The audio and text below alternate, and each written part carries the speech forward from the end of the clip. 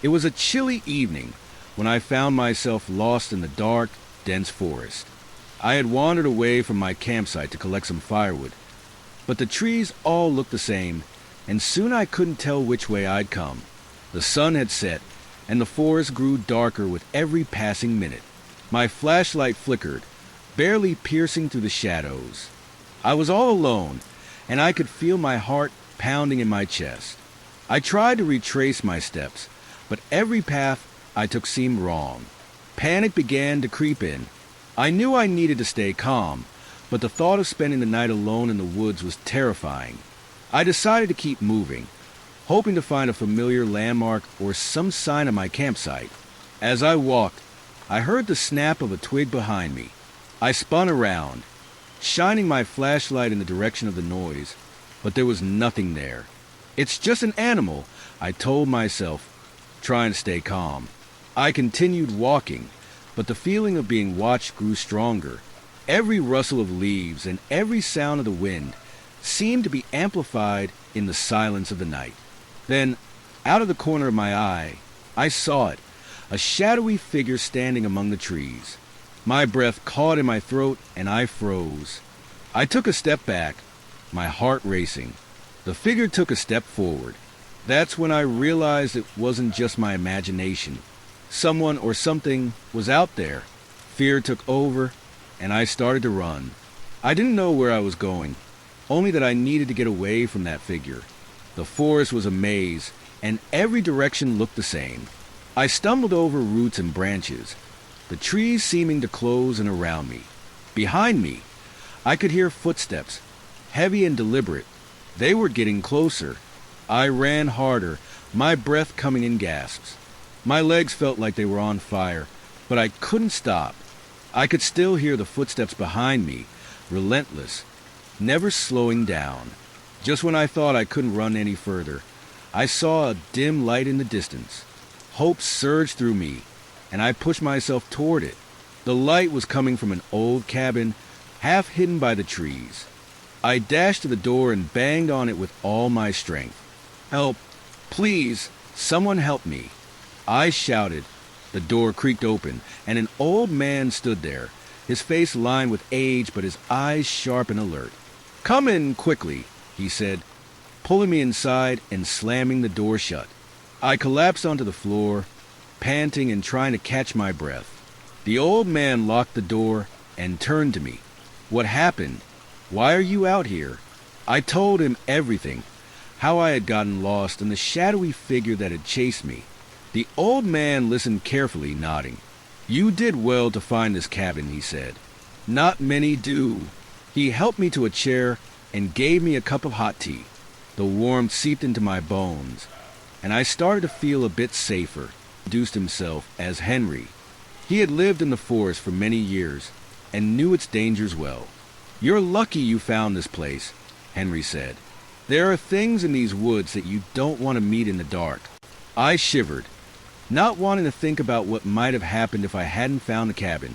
Henry was kind and reassuring, and he promised to help me find my way back to my campsite in the morning.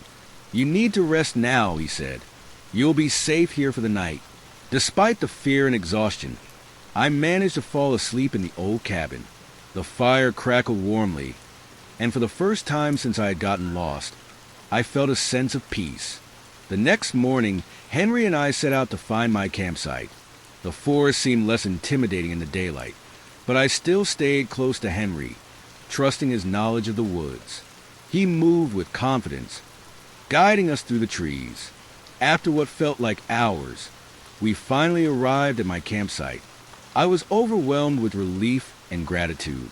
"Thank you, Henry," I said, feeling tears of relief welling up in my eyes. "I don't know what I would have done without you."